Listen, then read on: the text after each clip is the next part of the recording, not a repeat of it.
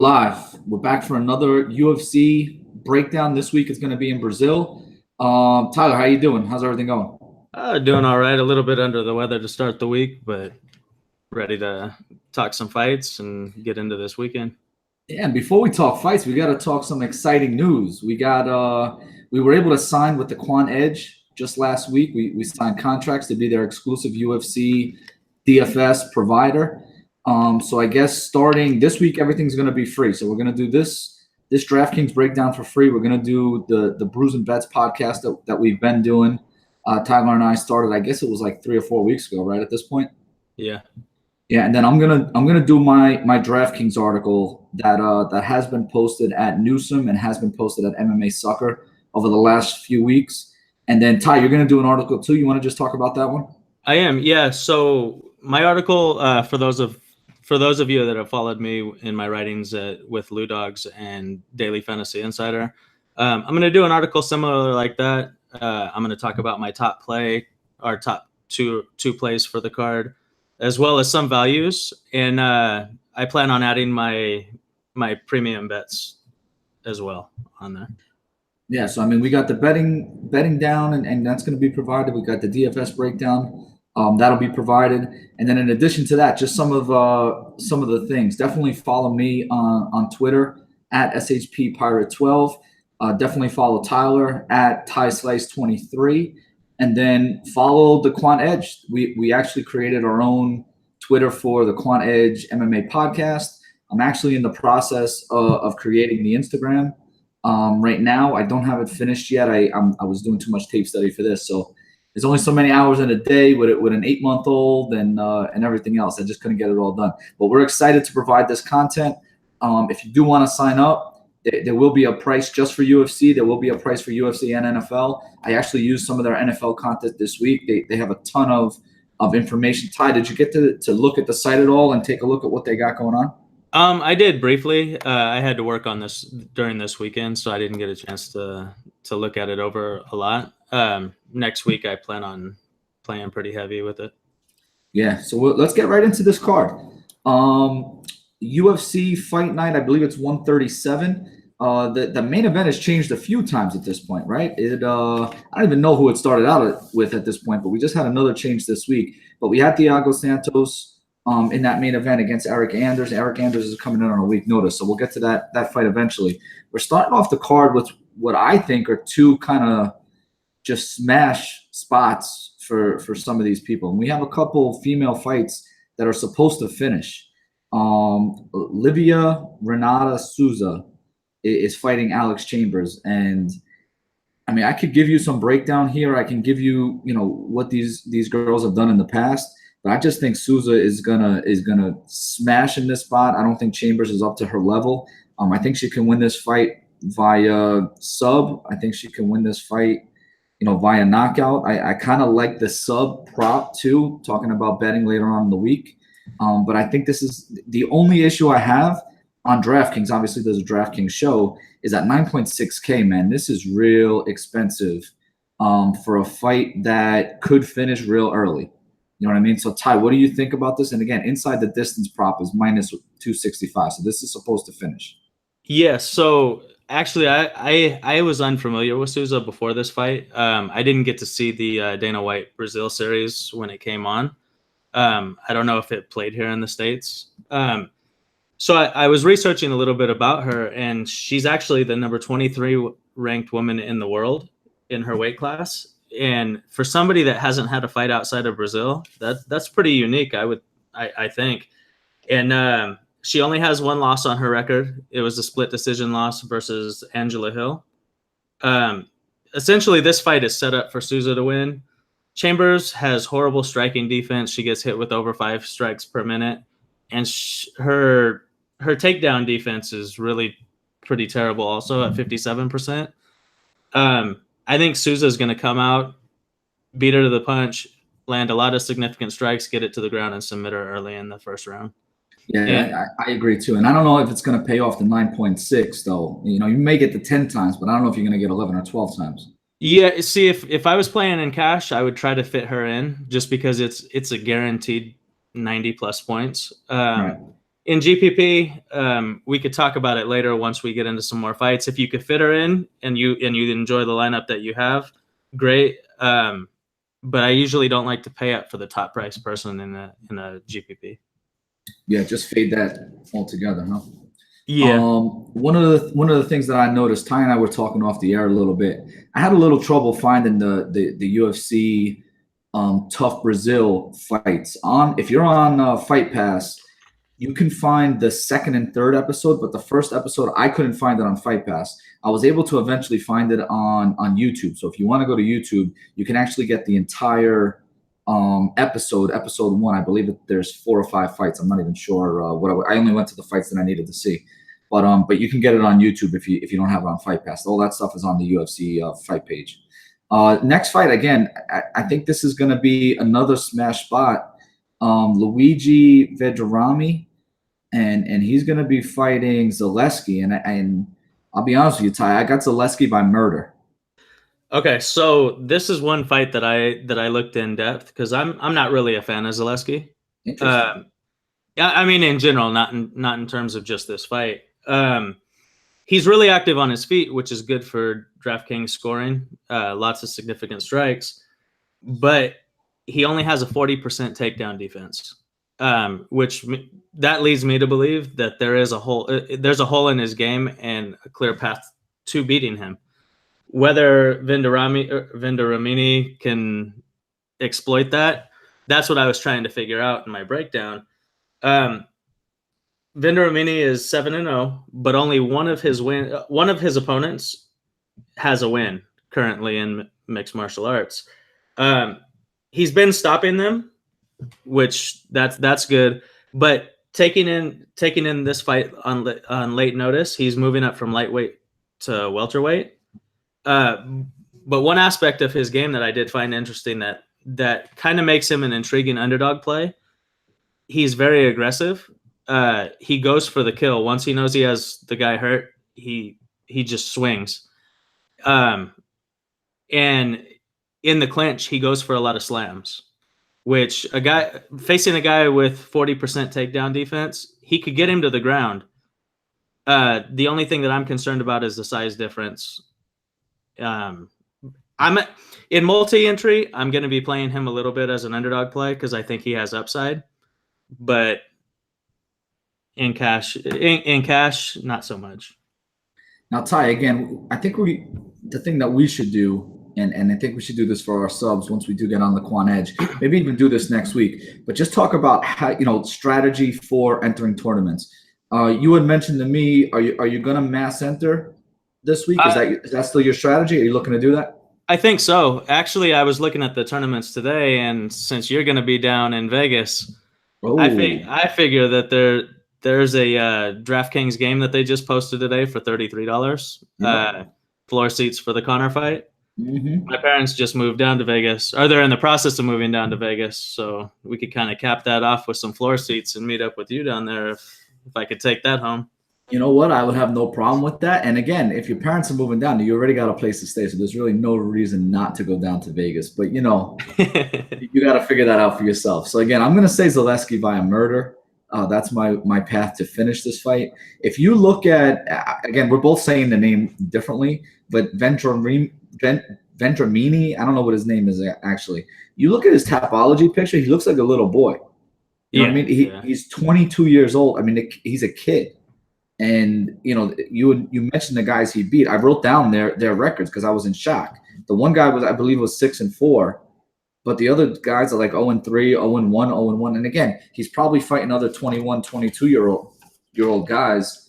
My only issue again is if it doesn't finish, does he pay off the price? But I think he's going to finish. And he had a great outing last fight against Sean Strickland. That was a great outing. I thought Strickland was going to beat him, and he just laid him out. So see, the thing with me with Vendramini, I don't think he's going to win. There's a lot of red flags. But if you're looking for somebody with an upside, he's the type of player that I would look for upside. Just because, for one, he has a clear path to victory with the takedowns. And for two, he has a killer instinct. So if he gets Zaleski hurt at any point, he will be going in for the finish. And kind of when I'm targeting an underdog play, that's kind of the stuff that I look for.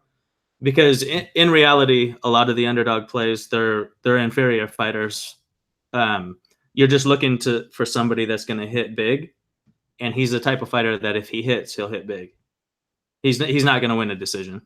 No, I totally agree. And I just want to let everybody know we got a bunch of people watching, live viewers right now. I do have the chat open, so if anybody wants to ask a question, by all means you can do that. Ty, if you don't have the chat open, don't worry about it. I'll send the questions your way if they come in.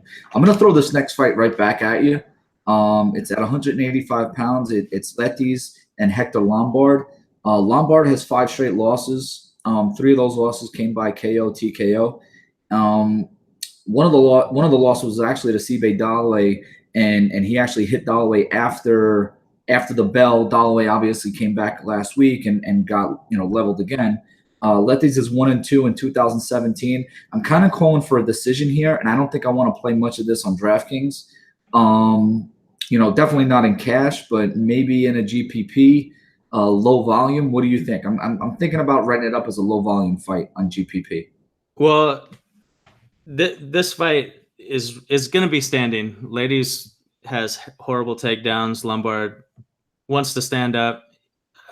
He has really good takedown defense. Both fighters are well past their prime. I believe this is Laidiz's retirement fight. I think he announced it as his retirement fight, and it's in his hometown, which that could either go one of 2 ways. It could give him an edge, or he could just be total trash. I'm not playing this fight on DraftKings. If I did, I would play Lombard just for the upside of the knockout. I don't think it's going to happen. I think it's just going to be a decision. I'm kind of leaning towards Laidiz winning the fight, but he's not going to score enough to justify anything. Yeah, the one thing that I did notice, if you're looking for an edge in this fight, Laidiz is going to have a 4-inch height advantage. But again, just about everybody has a height advantage on Lombard, so he's used to that. But the 7-inch reach advantage is pretty drastic, in my opinion. And again, if Laidiz can fight at the end of his jab, keep distance, I think it's going to go to decision, and it's going to be a paper-thin decision. Again, this is a guy who went to decision with Mousasi, went to decision with Bisping, Sam Alvey, Brad Tavares. So he's gone to decision with a lot of guys. So I just kind of think this is going to be a low-scoring decision. I don't think it's going to be a high-volume fight. Now, the next fight, I actually like this fight. I really like Jillian Robertson. And it's Robertson versus Mayra Bueno. Bueno's one of those girls that was on that Dana White Tuesday Night Contender Series from Brazil. I believe it was the first episode that was difficult to find. You got to go. I had to go on YouTube. I couldn't find it on Fight Pass. But I really like Jillian Robertson. A couple months ago in Liverpool, I picked her, and I had her on a pretty good team that I scored pretty well there against Molly McCann. McCann was the Cage Warriors, I believe. She was the Cage Warriors champ at 125.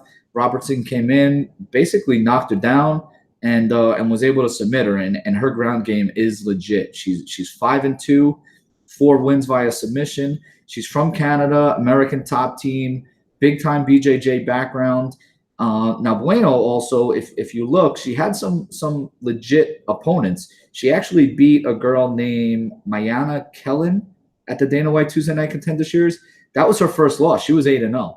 And Bueno does have some pretty good grappling. So, Ty, who do you like here? Who do you think's the better grappler here? So I'm going back and forth on this fight. A lot of people that I respect their opinions are 100% on Robertson in this fight. Initially, before talking to people, I was on Silva. She's dropping in weight for this fight. She won her last fight by ninja choke, which, I mean, you don't pull that off as a white belt, so you obviously know what you're doing on the ground.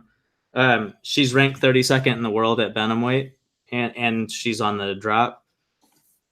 Robertson's a good fighter. I expect this fight to be really exciting from start to finish. As of right now, I'm probably going to put I'm going to have exposure to both these girls on my multi-entry. I haven't decided which way I'm going to go with it yet. Both these girls are pretty high level, I think. And Ty, one of the things that you should tell the viewers, we got a lot of people that are going to check in and check this out. So you just mentioned the ninja finish, the ninja sub finish. You have a BJJ background, so you're not kind of talking out of your ass here. You know what's going on here. So just talk a little bit about your BJJ background and what kind of subs she's put on people and what you saw from Robertson too. Because to me, Robertson has some pretty high level BJJ herself. No doubt she does. That's one of the things I get excited for fights like this. I'm a jiu-jitsu guy. Both these girls are really high level on the ground. I'm just expecting really good grappling, and for some people, they don't like that style of fighting. For me personally, that's my favorite. I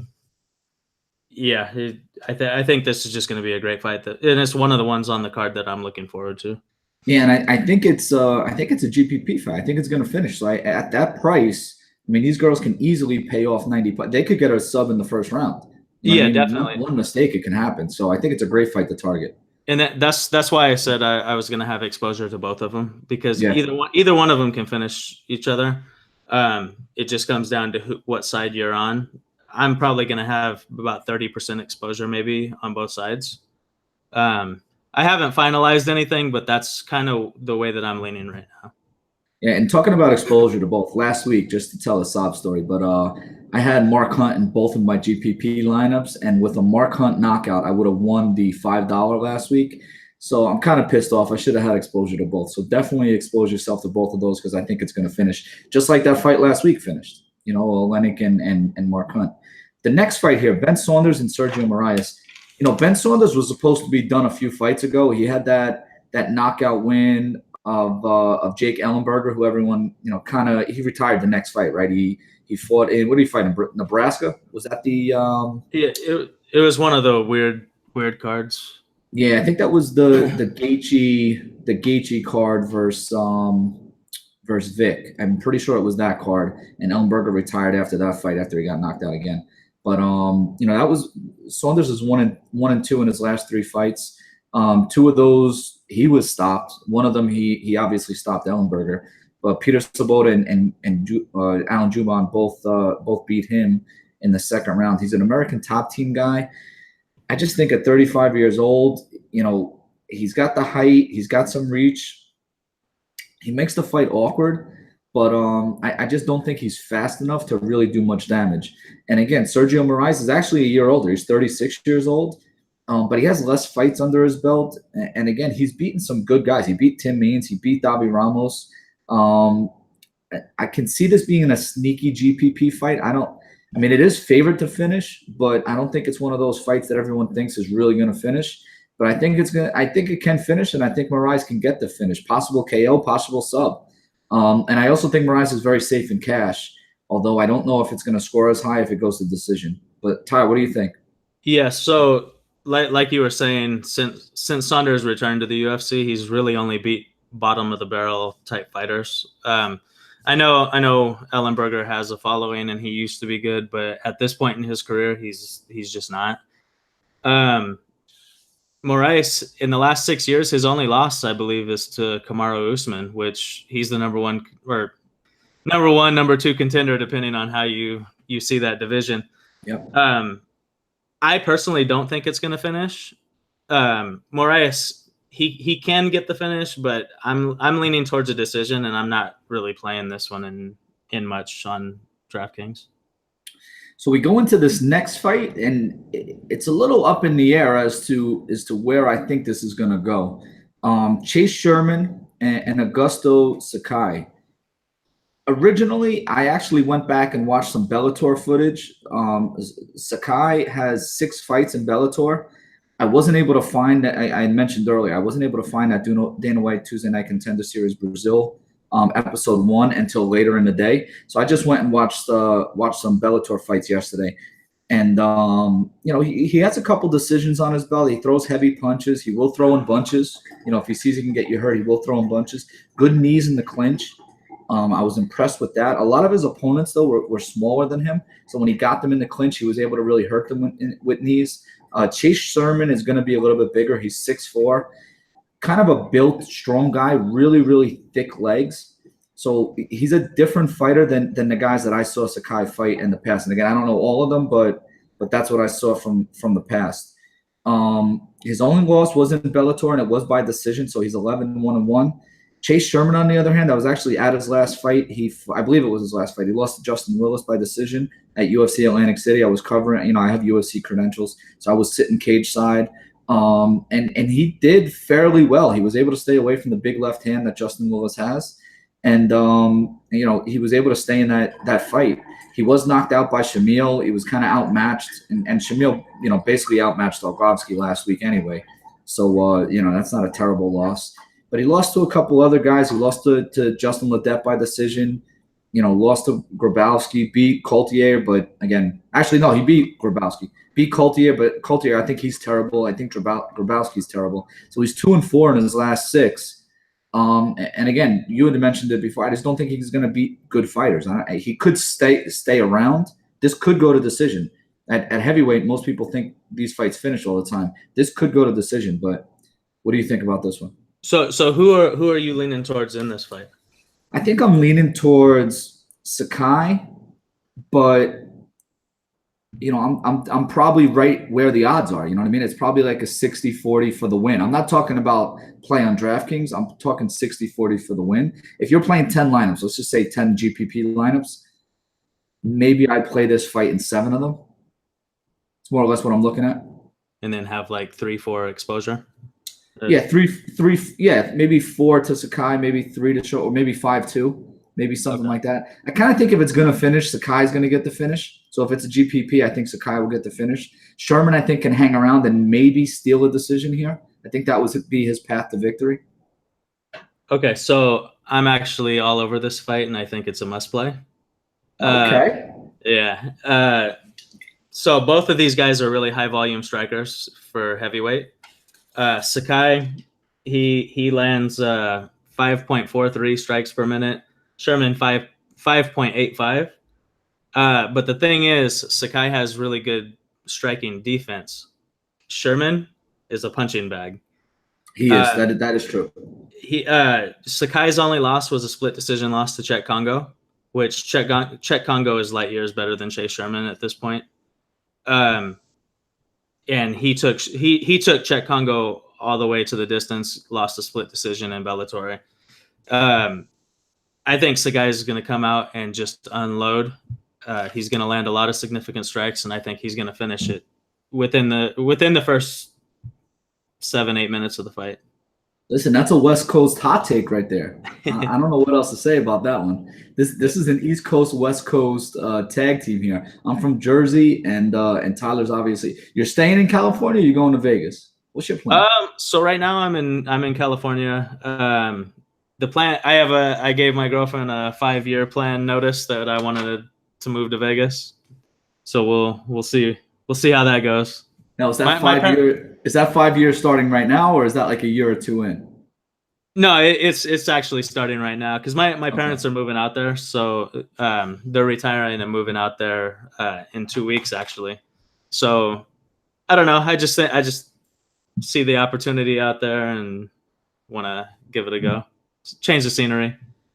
Yeah, listen. As a teacher, I'm tenured, so I'm not going anywhere. But if you can move around, I mean, Vegas is the place to go. Vegas is definitely the place to go. You could just come down and visit on fight weeks. Yeah, fight weeks is fine, and retirement. Maybe retire early. You never know.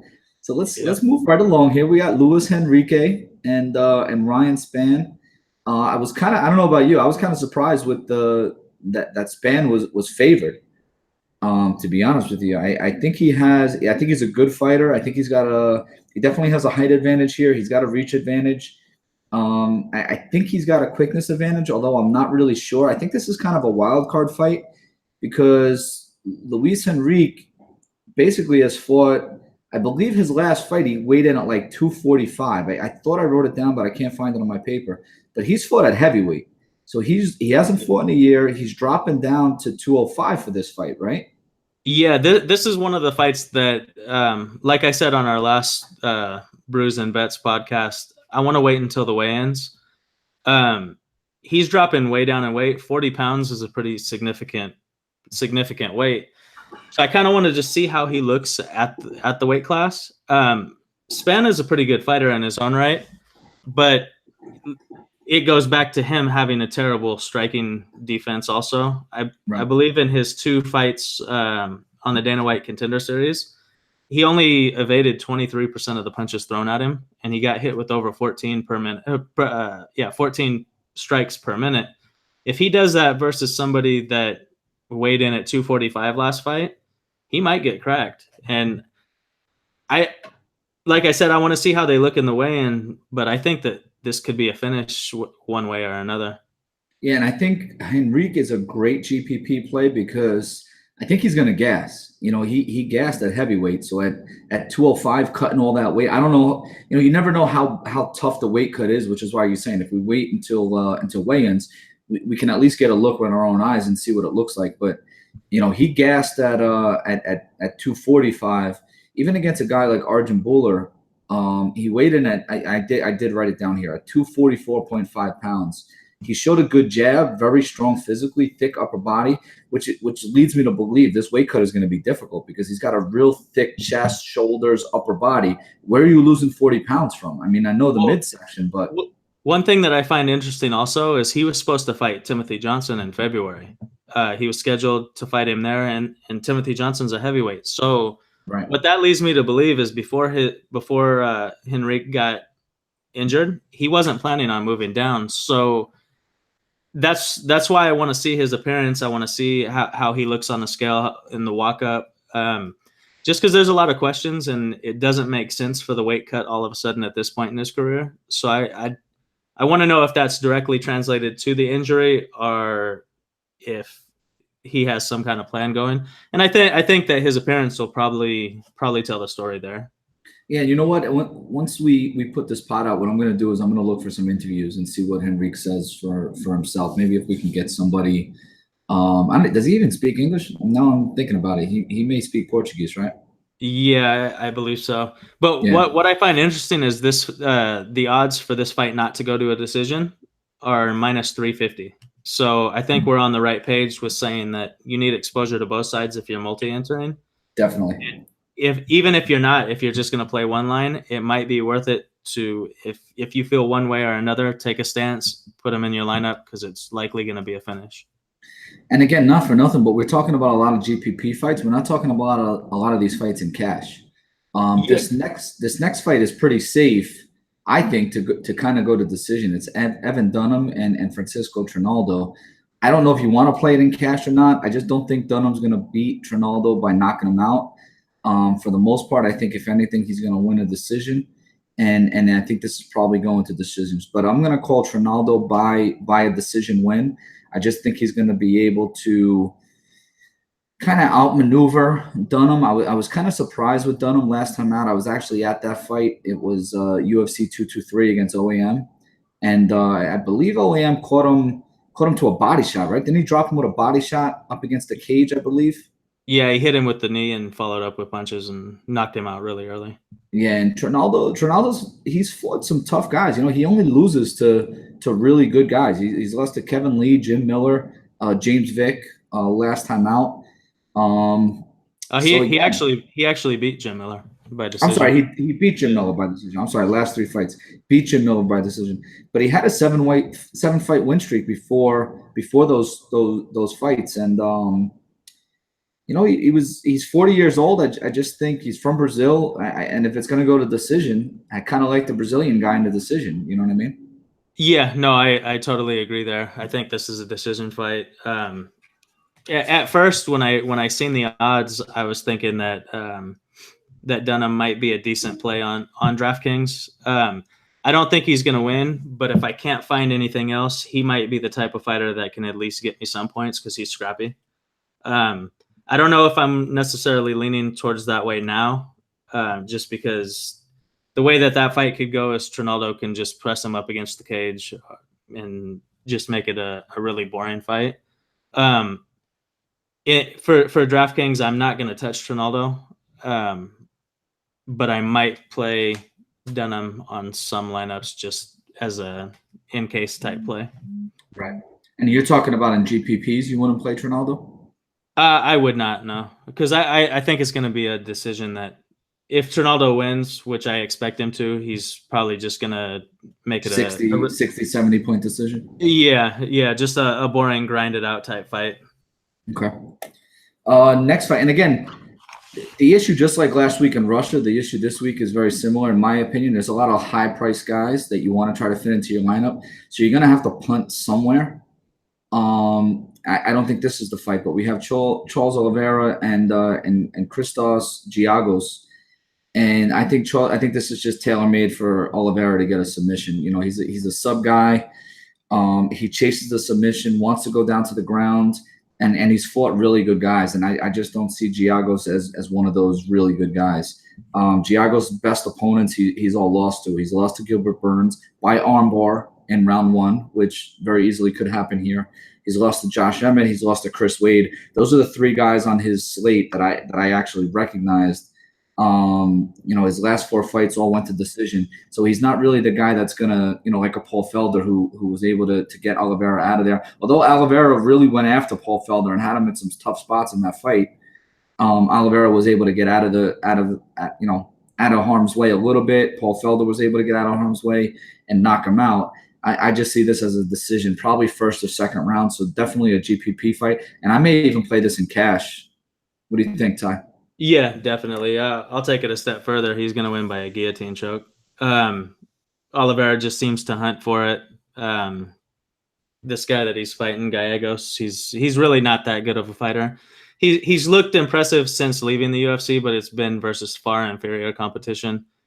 The level of competition that they've faced is not even close, and I think that this is just a win to propel Oliveira back onto the bigger cards.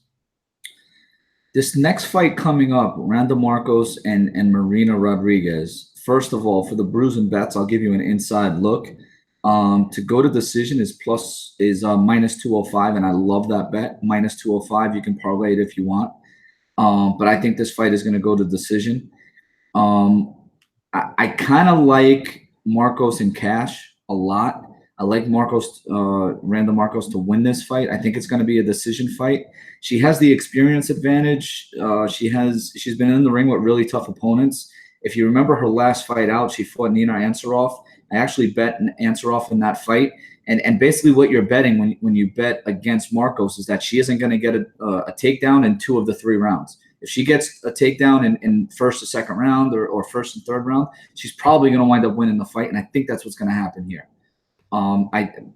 Rodriguez is very, very aggressive, moves forward, and I think that's just going to expose her hips for Marcos to get in there and get that takedown. She throws kicks to all levels. She wings big punches.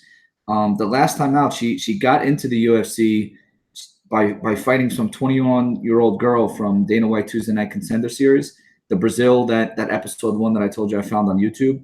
And the girl just quit. She hit her with a Superman punch, like a big elbow and knee, and the girl just basically quit. Like, she didn't get knocked out. She didn't do anything. She just literally walked away from Rodriguez and told the referee, "I'm done."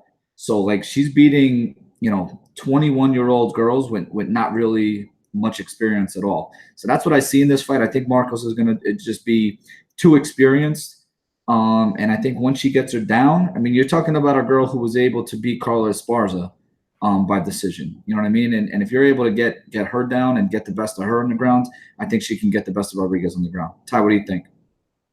So for this fight, I didn't actually get to see Rodriguez's fight. So if you could link me to the fight later, I would love to check it out.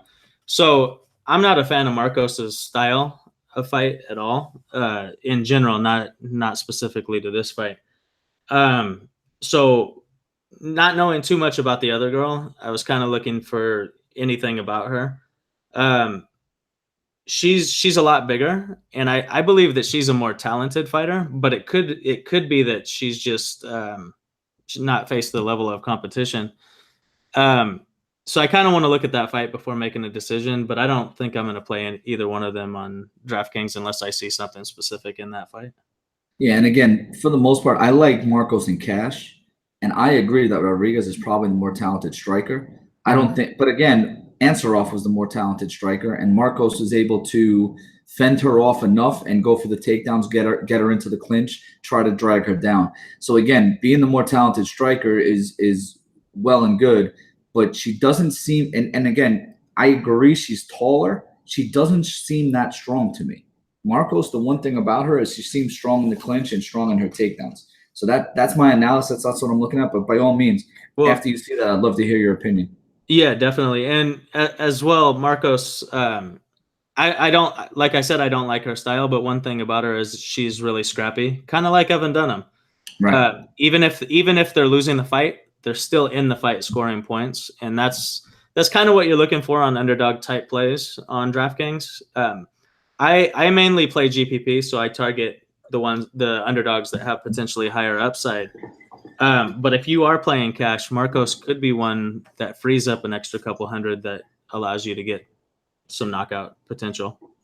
Yeah, definitely. And now that everyone sees me drinking, H2 Bro Water, E-Clean Bro, those are my sponsors. I'm going to be wearing their stuff out in Vegas. I'm going to the McGregor fight next week. I'm actually covering the press conference on Thursday. I'll be over at Radio City Music Hall in New York City. So E-Clean Bro is basically sponsoring me and sending me some gear and stuff like that. So I gotta shout them out. Next fight. I don't know if you saw the odds on this fight, Ty. We Renan Barao and Andre Ewell. I think that's how you say his name, Ewell. Barao opened up as a big favorite. I believe it was like minus 320. So if you look at that line movement, it's almost more or less a pick 'em at this point, right? Minus 130 or minus 140 or something like that. It went all the way down. Yeah, Barao's still a slight favorite, but nothing compared to what he was usually. Yeah, and again, what he was before. I think it's one of the things that we need to talk about maybe for our subs on the podcast next week when we talk about strategy and things like that we're gonna implement in our own games. But when you talk about odds value, last week there was some big odds value on the Russian card. If you wanted to look at that main event specifically, right? Mark Hunt was a pretty decent favorite, and a big bet came in on Olenek. I think it was like the day before the fight or maybe the day of the fight. He never became the favorite, but obviously we all know what happened. So if you just play that odds value, I think more times than not, you wind up doing pretty well. I remember Eric Anders' first fight in the UFC. I believe he was like 7.4K and went off as the favorite in that fight and wound up knocking out, I forget the guy's name, but knocking him out. So, the odds value, sometimes you really got to look for that odds value and just play it, because again, if you're playing cash, I think the odds value is basically more or less the chalk for that week. But what do you think? I've talked enough about this. I think it's kind of a toss-up fight. I think it's going to be a point fight. I don't think it's going to finish. I think it's going to go to decision. And I just don't know. I mean, you got the former bantamweight champ here and Renan Barao, and it doesn't seem like anyone trusts him, and I can't blame him. I don't trust him either. Well, so I don't know if you've seen Ewell's last fight versus I think it's Paiva. Yeah, I did see it. Yep. For the CES title. Yep. He was pretty impressive. And then I went back and looked at some of his other fights in LFA. He's an interesting prospect that I think that he might have a good chance here. And I don't know. I know you said that you don't think there's going to be a finish, but I wouldn't be surprised if he catches him with something, because he has some pretty sneaky skills. Did you notice Ewell where he kept his hands? Because the one thing that I saw in that fight is he actually got dropped, I believe, at one point himself, and he just keeps his hands a little bit too low for my liking. He does, but I think versus Barao, I think that he's going to be a little bit more measured. I'm not saying that from anything from experience in his last fights or anything, but I'd have to think that there has to be some psychological edge when fighting somebody of Barao's popularity, that I think that he's going to fight a little bit more reserved. And whether that's a good or a bad thing, I don't really know, but I think he's an interesting prospect, and I'm kind of interested in what he's going to do in this spot. As an underdog play, I think that he has that stoppage upside that I look for, and I'm going to have some exposure probably to both sides, but as an underdog play, I think Ewell is I think that you should have him in your lineups, at least if you're playing multi-entry. Yeah, and again, what could happen and what I think is going to happen, I think it's going to be a decision. What could happen? I mean, Ewell does have finishing in his past, right? Yes, he actually fought 7 times in 2017. He fought 3 fights in 2018. His last 7 fights have all finished. One of them he actually was finished by Patrick Mix, who actually is 7-0. But his last 7 fights had finished. And again, if you want to see that Pavia fight, I believe it was for a title. I believe it was for the CES title. There you go. So it was for a title. And I actually listened to his interview with James Lynch also. He was very low key talking about this Renan Barao fight. And for the most part, he said Pavia gave him the chance to fight for that title, which got him this chance to fight for Renan Barao. So you got a guy who's young and hungry. And I should say young in his career, not young in age, because these guys are almost the same age. But you got a guy in Barao who's 31 years old and has fought 40 times. And then you got a guy in Ewell who's fought 17 times and is 30 years old. So, Barao's been through some wars. He goes to decision a lot. His last 4 fights, I believe, have all gone to decision after he lost to Dillashaw by punches. And even that fight, that was in the 4th round. So, I mean, he got 3 fights. So you're talking 5 fights in a row where he's gone 3 rounds. That's a lot of punches to take, a lot of punches to throw. Well, and I don't know if you noticed, but Ewell has a 5-inch height advantage and a 6-inch reach advantage also in a fight that should stay up on the feet for the most part. I think that's going to come into play. And if it does go to the ground, those long arms, they could, like he got the Darce choke last time, stuff like that. I mean, it's easier to set up. Barao should be able to defend stuff like that, but I'm just saying for upside potential, it's pretty sneaky. Now, Ty, let me ask you this: if you're making 10 GPP lineups, is Sam Alvey and Nogueira going to be on all 10 of those lineups? One of these 2 guys? Sam Alvey or Nogueira? I'm going to have him on a lot. I don't know if I'll have him on all 10. I think Alvey's going to knock him out. Yeah, that's kind of where I'm leaning to. I think Nogueira's probably got 1 round. I mean, everybody kind of knows Nogueira. Anybody who's an MMA fan, he's been around forever. He's fought 30 times. He hasn't fought since 2016. His last fight was against Ryan Bader in Brazil, and he was 40 years old. And that 40-year-old version kept his hands very low, very wide stance. He throws a heavy left hand. Now, again, Ryan Bader was able to get the best of him because he took him down to the ground and basically just pounded him out to the point where, he couldn't defend himself anymore. But he can be taken down. There are no kicks. He doesn't kick. You know what I mean? So you're basically – and not for nothing, he doesn't jab either. I mean, the guy literally just waits to throw that left hand. So as long as Sam Alvey can stay away from it, the one concern I have here is both of these guys are counter punchers. So again, if they're going to just look at each other, it could be a mirror image with the southpaws. But again, this fight is designed to be a striking match, in my opinion. I don't think they wanted to give Nogueira another guy that's going to take him down and wrestle him. I think they wanted to give him a shot to either knock out or be knocked out. So I mean, you could throw a couple shots in Nogueira depending on how many lines you're going to play. But this could be a low scoring fight if it doesn't end in a knockout. But I agree with you. I'm going to go Sam Alvey by knockout. Yeah. So I'm not playing Nogueira at all. I can understand why you would, but I'm not even gonna touch it. I think he's a shot fighter. He's looked horrible his last, I think it was 4 fights. He even got a win, but looked terrible in the fight. He was scheduled for a fight versus, I think, Latifi. He pulled off due to injury. Then he was scheduled to fight Cannonier. He got flagged for a USADA violation. He's coming back. I just don't think at this point in his career he's even competitive. Now he's taken a big step down in competition versus Alvey, but I don't think it's big enough to justify him actually winning this fight. But at the same time, Alvey's 9,200 on DraftKings, and I'm not 100% sold on he's going to get a first-round knockout. And usually the type of guys that will score high to justify that kind of price tag and not get a first-round knockout are either high-volume strikers, which Alvey's not, are guys that get a lot of takedowns, which that's not Alvey's game either. So like you were saying, you asked me how many out of 10 I would I would do. I would probably only put him on 2 or 3, to be honest. Interesting. And I wouldn't put Nogueira on any.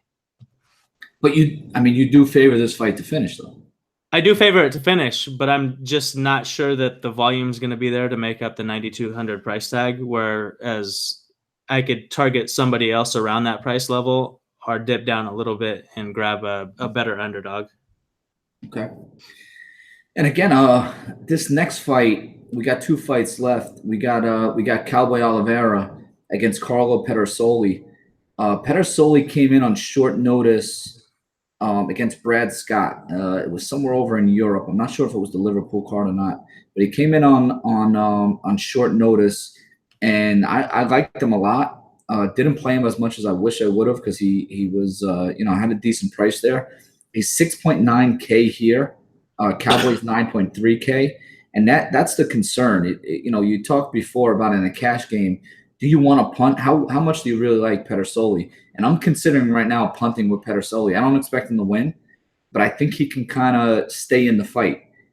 And that being said, then I went back and I watched Cowboy Oliveira against Yancy Medeiros. And if Oliveira Cowboy, if he doesn't gas, I mean, he had Medeiros in some tough spots, dropped him a few times. The Cowboys' pressure is it's relentless. The problem is he can't do it for 3 rounds. And again, with the exchange back and forth, I think Petroselli if he can last into that 3rd round, he's got a shot to maybe catch him with something or pull off a sub attempt or something. Petroselli is very well-rounded. He's decent on the ground. He'll take you to the ground. He doesn't mind doing it, but he's going to have to – there's going to be a relentless onslaught by Cowboy early in this fight, and Petroselli is going to have to, throw back because he can't just cover up. He's going to have to throw back and kind of hurt Oliveira a little bit. Yancy Medeiros hit Cowboy with a straight left right in the nose, basically broke his nose. Everybody on the telecast said they broke his nose in the beginning of that fight. And Oliveira still probably won that round and knocked Medeiros out. You know what I mean? Knocked Medeiros down. So, you got to have – and again, this is what I would say about this fight. If you want to watch a fight and you're going to introduce someone to the UFC or the MMA, let them watch Cowboy. Let them watch that Cowboy Medeiros fight, and they will want to see more because that is a great fight to watch. But Ty, what do you think here? So I don't really think I'm kind of not on the same page to a certain extent. I don't get anything from that Brad Scott fight. I understand he took it on short notice. I just don't think Brad Scott's a good fighter. Whereas now he's making a huge leap up versus somebody that's really aggressive. He's going to be in his face. He's really strong. I think that this is just Cowboy's fight to lose. I think that he could beat him on the feet or on the ground. I actually kind of like Oliveira for a stoppage win, and I'm going to be putting him on a couple lineups. But I don't hate putting Petroselli just on a few, just on the off chance that that Cowboy doesn't finish early and gasses. So I kind of see where you're going with that, but I'm just not very excited about him. I think this is a one-sided fight. Interesting. How about in a punt, in a cash game play and a punt? Because that's really what I was thinking. Yeah, I mean, like I was saying, if Cowboy doesn't finish the fight early and he gasses out, Petroselli could rack up some points late. I'm personally, if I was playing one cash game lineup, I would go a different direction. I wouldn't lean towards him. I would kind of favor Dunham over him at a fairly similar price tag. And again, I think that's one of the best things, and we've talked about this before. I'm more I'm a math analytical guy, and again, we're talking about the QuantEdge here. So I'm a math analytical guy. I have a master's in math, and I watch a lot of tape. So I'm bringing that to this podcast. And again, with your BJJ background and your fighting background, you're bringing that with your tape study to this podcast, and we're disagreeing all over the place. You know what I mean? And I think that's good. Yeah, we're disagreeing more on this card than the last few. The last few, definitely. I think we didn't disagree at all. I remember 2 or 3 weeks ago we didn't disagree on anything, but it's good. And again, I think one of the things too about possible subs out there is I'm more of a cash game player. You talk GPPs because that's what everybody wants to win the big money. But I'm more of a cash game guy. But you're definitely more of a GPP guy. So again, this last fight inside the distance is minus 475. So this is a GPP fight. So Ty, I'll throw it to you. We kind of talked about this already. I basically said to you, I think the addition of changing to Eric Anders in this fight, it basically is just a left-handed version of what Santos was preparing for. And again, I just don't think that Anders, for the most part, I'm kind of disappointed with him. After the first fight that you saw him, even the first two, were fine. But then in that Machida fight, I was just disappointed. I really thought that he would go after Machida, especially 5 rounds. Like after 3 rounds, you see how Machida is going to fight. You got to make some adjustments. Like he lost the fight and didn't really get after it, in my opinion. But Ty, what do you think? Yeah, so this fight is switched from Manoa versus Teixeira to Manoa versus Santos. Now Santos versus Anders. This is the pairing that I hate the worst out of all those, and not necessarily from a tournament standpoint, but I'm a big fan of Anders. Just in general, and I think this is a bad matchup for him to take on short notice. Anders he's pretty stiff. He hits like a truck, but he also doesn't have the greatest defense. And versus somebody like Santos, that's gonna come into play. And man, he could get popped. The does not go to decision line is minus 475 right now. Yeah, it's big. If you're going to multi-enter GPP, you need to have exposure for both. And I'm going to load up on this fight. I'm going to probably put 90% of my lineups is going to have this fight. I'm probably out of that 90%, I'm probably going to have 50% for Santos, 40% for Anders. That's kind of what I'm leaning towards right now. It's going to be a knockout either way. I just think that this might be a bad fight for Anders. And you know what else? They're both kind of coming in somewhat short notice. I think the reason Santos took the fight, to be honest with you, is because he was cutting weight for that UFC Tough finale. So they kind of threw him a bone with the Kevin Holland fight.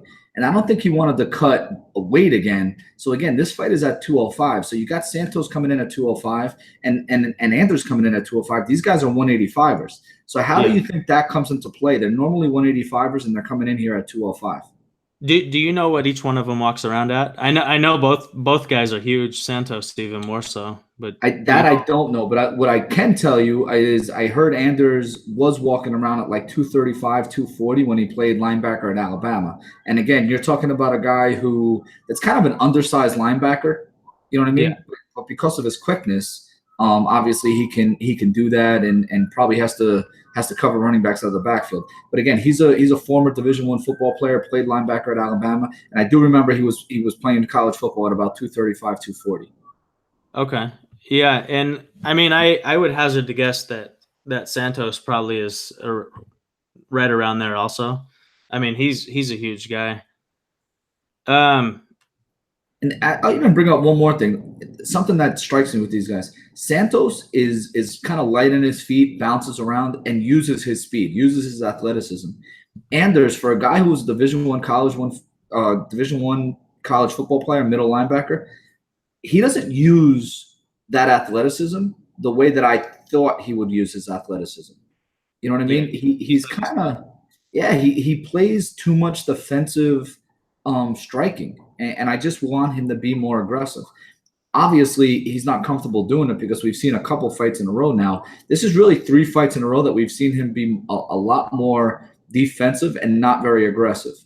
The Machida fight, he definitely wasn't. And his last fight out, I believe he caught him with that kick with like 30-something seconds left. I actually won a big parlay bet on that kick because I had him by Anders by knockout. But he was like minus 1,000. He should have knocked him out. Or, first or second round. It shouldn't have lasted that long.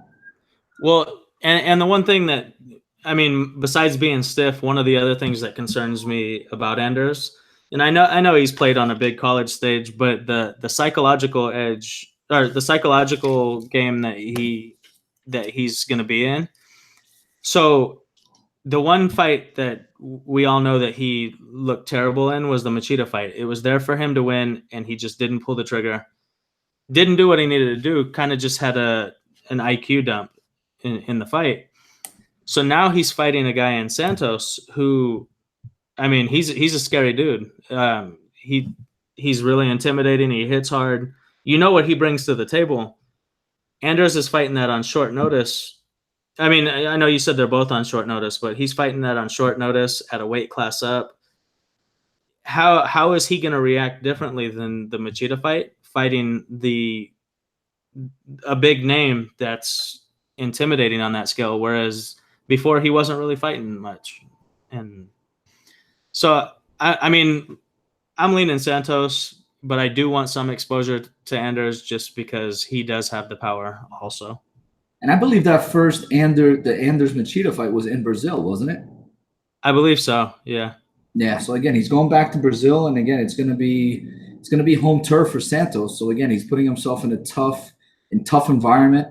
Those Brazil fans, they really yell at those guys outside of Brazil. So, but he set himself up for it.